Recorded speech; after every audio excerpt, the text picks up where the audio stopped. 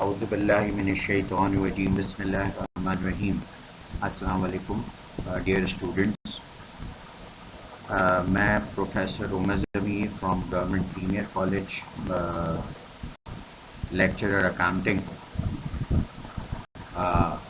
आज मैं एक सेकेंड ईयर का टॉपिक आप लोगों से डिस्कस करने जा रहा हूँ। टॉपिक किस चैप्टर से?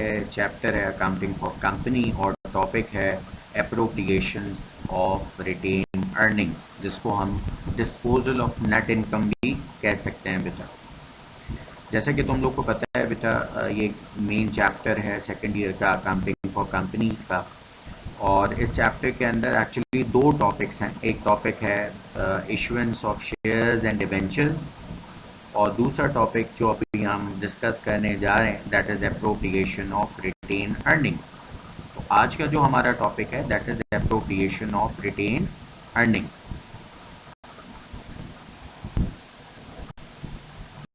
चलें अब टॉपिक को बाकायदा स्टार्ट करते हैं। जैसा आज हमने जो टॉपिक पिक किया है वो है एप्रोप्रिएशन ऑफ रिटेन अर्निंग्स, जिसको टॉपिक को हम क्या भी कह सकते हैं, disposal of net income.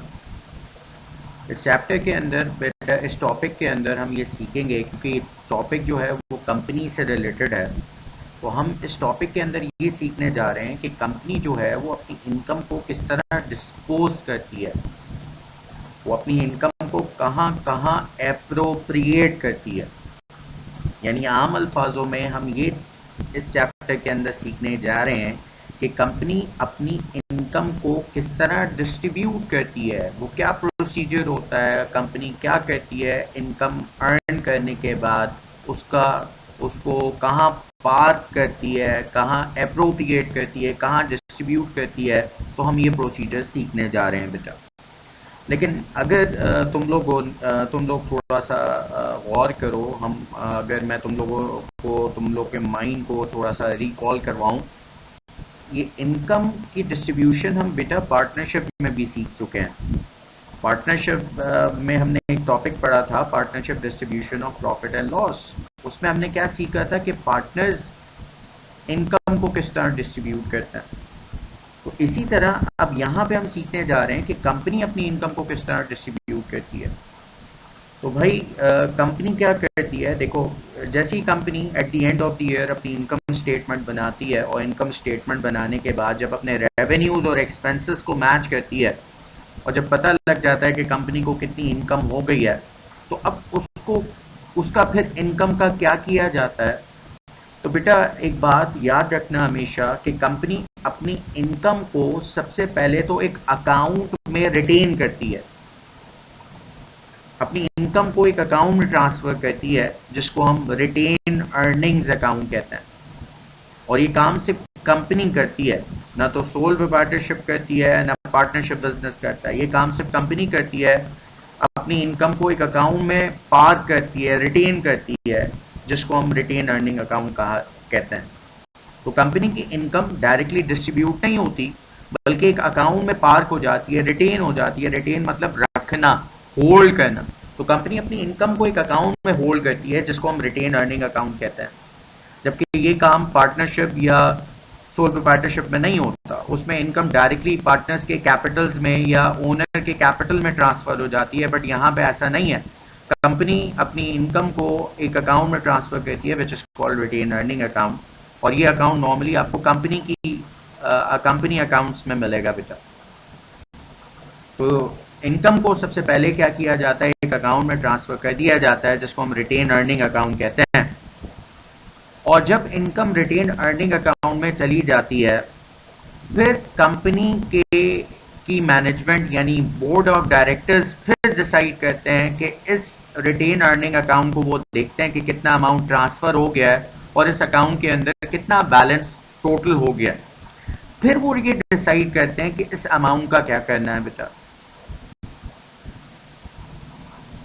Like देखो, सबको आपको ये क्लियर होना चाहिए कि इनकम अब बोर्ड ऑफ डायरेक्टर्स डिसाइड करेंगे कि इस अमाउंट का करना क्या है।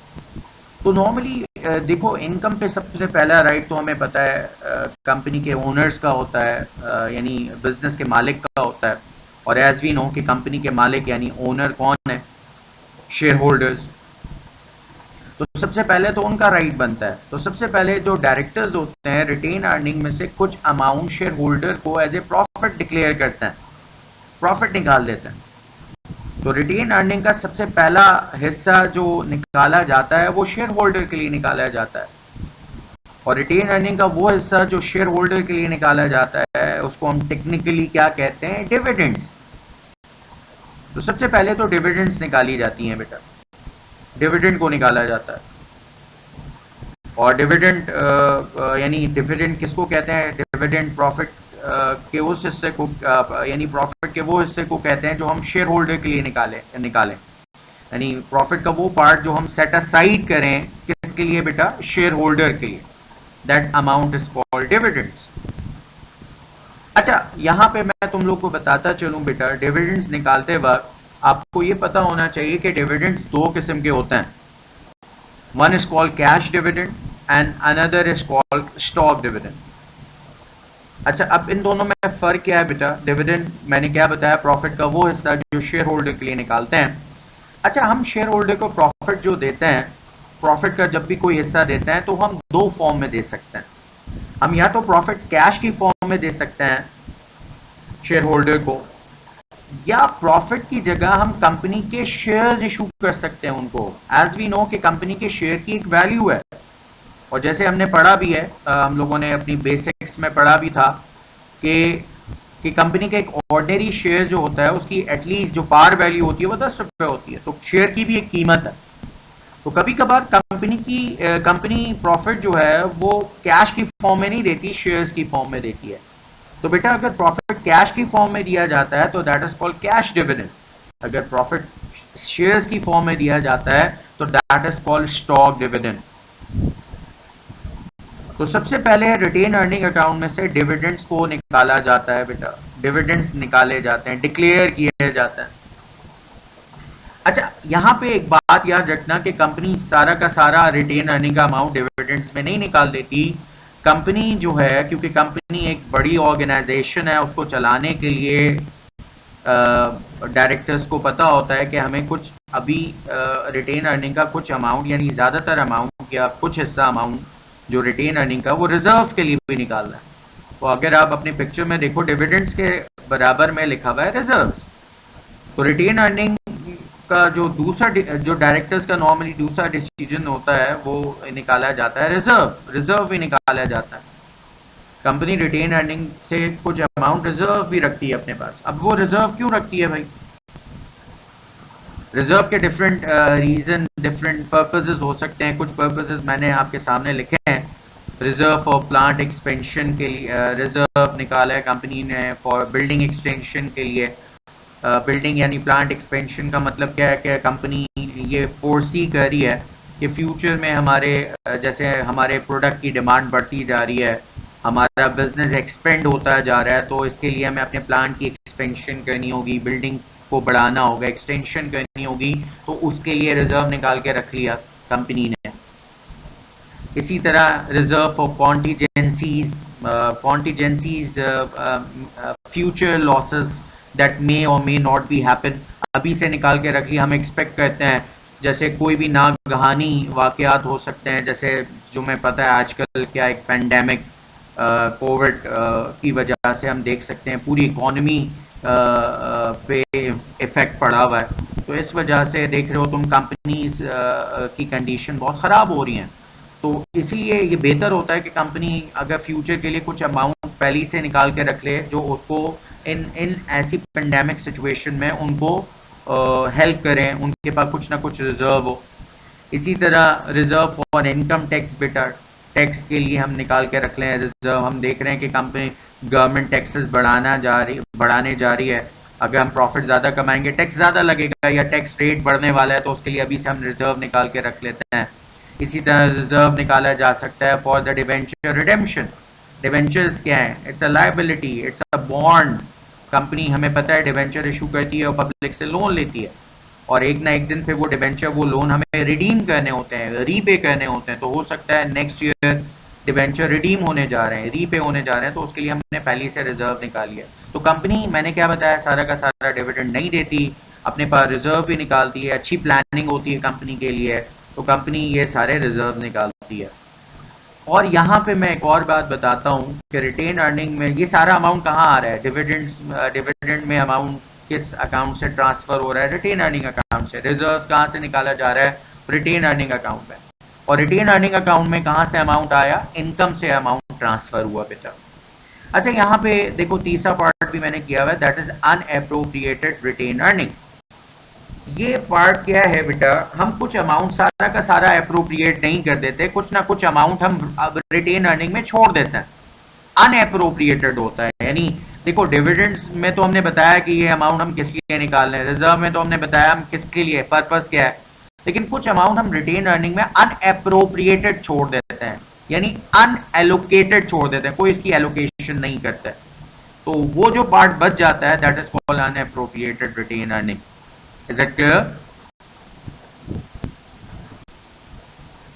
ओके बेटा, फर्स्ट 2 स्लाइड्स के अंदर आपको ये बताया गया कि टॉपिक, पहली स्लाइड में तो आपको पहली दूसरी स्लाइड में आपको टॉपिक का इंट्रोडक्शन दिया गया और आप लोग को प्रोसीजर बताया गया कि कंपनी अपनी इनकम को किस तरह डिस्पोज करती है, वो क्या प्रोसीजर है। तो प्रोसीजर क्या था, सबसे पहला काम क्या करती है कंपनी, अपनी इनकम को रिटेन अर्निंग अकाउंट में ट्रांसफ़र करती है। दूसरा स्टेप फिर क्या होता है कि कंपनी रिटेन अर्निंग में से डिविडेंड्स डिक्लेयर करती है, डिविडेंड्स के बाद रिजर्व्स एप्रोप्रिएट करती है। तो ये प्रोसीजर है कंपनी की इनकम की डिस्पोजल का। अब आप लोग ये सोच रहे होंगे कि अब ये एग्ज़ाम में किस तरह क्वेश्चन आता है, और बीइंग एन स्टूडेंट या बीइंग एन अकाउंटेंट, इस प्रोसीजर को अकाउंटेंट ने क्या करना होता है, अकाउंटेंट की क्या रिस्पॉन्सिबिलिटी है इसमें। तो बेटा अकाउंटेंट का काम, जैसे तुम लोग को पता है, पूरे प्रोसीजर को रिकॉर्ड करना होता है। तो अकाउंटेंट का काम क्या होता है, इस पूरे प्रोसीजर को रिकॉर्ड करना है। और recording, as we know, we do have a journal जिसमें हम रिकॉर्डिंग करते हैं, that journal is called a general journal. तो हमें क्या करना होगा बेटा, इस प्रोसीजर को रिकॉर्ड करना होगा जर्नल में। और हाँ, इसी प्रोसीजर की एक स्टेटमेंट भी बनती है which is called statement of retained earning. तो इस क्वेश्चन के अंदर you may be asked to prepare the journal you may be asked to prepare the statement of retained earning. तो मैं इस स्लाइड में आपको ये बताऊंगा कि किस तरह इस प्रोसीजर को रिकॉर्ड किया जाता है, इसकी एंट्रीज क्या बनती हैं बेटा। तो प्रोसीजर में एक बात याद रखो, एक प्रोसीजर क्या है, वो स्टेप्स हैं बेसिकली। तो इन स्टेप्स को कैसे रिकॉर्ड करता है अकाउंटेंट, यानी देखो एक बात तो याद रखो कि क्वेश्चन में आपको इनकम को डिस्पोज करना है, you are not going to calculate the income. Question में इनकम गिवन होगी, आपने क्या करना होगा, उस इनकम को, सबसे पहला काम क्या होता है डिस्पोजल के वक्त, मैंने क्या बताया, इनकम को सबसे पहले रिटेन अर्निंग अकाउंट में ट्रांसफर किया जाता है। तो ये सबसे पहला इवेंट है जिसको रिकॉर्ड किया जाता है। अब क्या एंट्री बनती है, देखें आपकी स्लाइड में एक जर्नल का फॉर्मेट है जिसमें एंट्री इसका फॉर्मेट मैंने आपको दे दिया, एंट्रीज रिकॉर्ड करने का प्रोसीजर बताया है। तो सबसे पहला प्रोसीजर क्या है, to transfer the net income into retained earning account. तो इसकी एंट्री क्या रिकॉर्ड की जाती है, इसमें कौन सा अकाउंट हम डेबिट करते हैं, कौन सा अकाउंट क्रेडिट करते हैं। तो आप देख सकते हैं पहली एंट्री में क्या एंट्री बनती है, पहले कौन से इवेंट को रिकॉर्ड करें, हम इनकम को ट्रांसफर करें रिटेन अर्निंग अकाउंट में। तो इसमें कौन सा अकाउंट डेबिट होगा, expense and revenue summary account हम डेबिट करेंगे, और हम क्रेडिट करेंगे रिटेन अर्निंग्स अकाउंट को।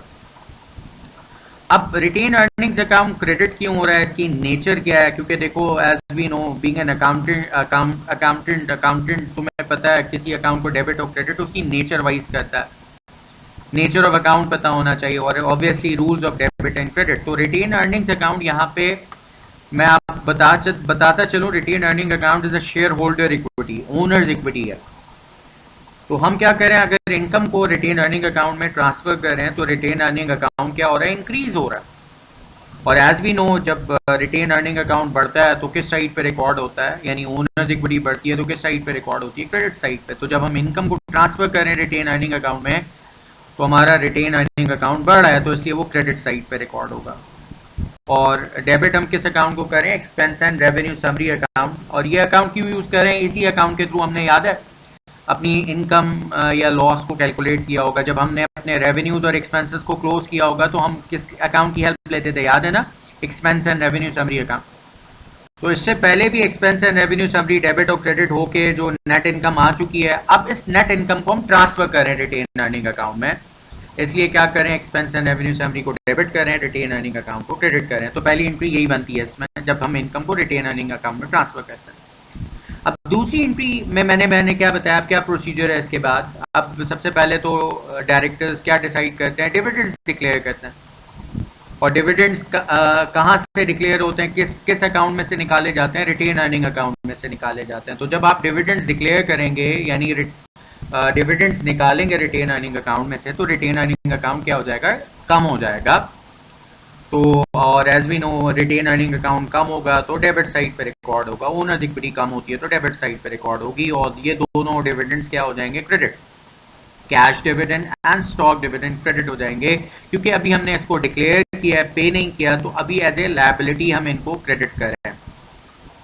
कैश डिविडेंड हमारी लायबिलिटी, यहाँ स्टॉक डिविडेंड आगे जाके हमारी शेयर होल्डर इक्विटी का पार्ट बन जाएगी, क्योंकि मैं पहले भी बता चुका हूँ कि स्टॉक डिविडेंड के अगेंस्ट कंपनी इसको कैपिटलाइज करती है, क्योंकि इसके अगेंस्ट कंपनी क्या इशू करती है, शेयर्स इशू करती है। तो स्टॉक डिविडेंड को आगे जाके हमें कैपिटलाइज करना है। तो जब भी डिविडेंड डिक्लेयर होते हैं तो रिटेन अर्निंग अकाउंट डेबिट होता है, cash dividend stock dividend credit हो जाते हैं। और रिटेन अर्निंग अकाउंट डेबिट क्यों हो रहा है, क्योंकि इसमें कम हो रहा है, क्योंकि रिटेन अर्निंग अकाउंट में से हम डिविडेंड्स निकाल रहे हैं बेटा। अब तीसरी एंट्री हम बनाते हैं रिजर्व की। मैंने क्या बताया था, डिविडेंड्स के बाद कंपनी क्या भी निकालती है रिटेन अर्निंग में से, रिजर्व। अगेन इस इवेंट में भी हमारा रिटेन अर्निंग कम हो रहा है, क्योंकि इसमें से अमाउंट हम सेट असाइड करें रिजर्व के लिए, अप्रोप्रिएट करें रिजर्व, तो रिटेन अर्निंग अकाउंट कम होगा, रिटेन अर्निंग अकाउंट डेबिट हो जाएगा। और जितने भी रिजर्व हमने अप्रोप्रिएट किए हैं, जैसे मैंने आपको प्रीवियस स्लाइड में बताया था कि रिजर्व डिफरेंट पर्पस के लिए निकाले जा सकते हैं। तो जितने भी रिजर्व निकाले हमने, रिजर्व फॉर प्लांट एक्सपेंशन है या रिजर्व फॉर बिल्डिंग एक्सटेंशन है, कॉन्टीजेंसीज हैं, डिबेंचर रिडेम्पशन है, जितने भी रिजर्व हैं वो क्रेडिट हो जाएंगे। अच्छा, अब रिजर्व क्रेडिट क्यों हो रहे हैं, रिजर्व देखें अभी रिजर्व निकाले हमने, यूटिलाइज नहीं किया, रिजर्व अभी अप्रोप्रिएट किया हमने।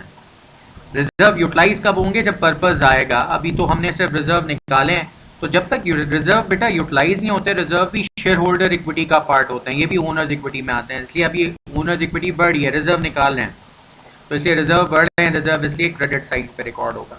तो ये तीन इवेंट्स हैं नॉर्मली जिनको हम रिकॉर्ड करते हैं। इनकम को ट्रांसफर करने की एंट्री बनाते हैं, डिविडेंड को डिक्लेयर करने की एंट्री बनाते हैं, और रिजर्व की एप्रोप्रिएशंस को रिकॉर्ड करते हैं। तो इस तरह इसको जर्नलाइज किया जाता है बेटा। ओके बेटा, अब रिकॉर्डिंग के बाद जर्नल के बाद मैंने क्या बताया था, इसी प्रोसीजर की एक स्टेटमेंट भी बनती है which is called statement of retained earning. यानी अकाउंटेंट क्या करता है, इस पूरे प्रोसीजर को एक स्टेटमेंट में भी शो कर सकता है बेटा। तो इसकी स्टेटमेंट भी बनती है बाकायदा, which is called statement of retained earning.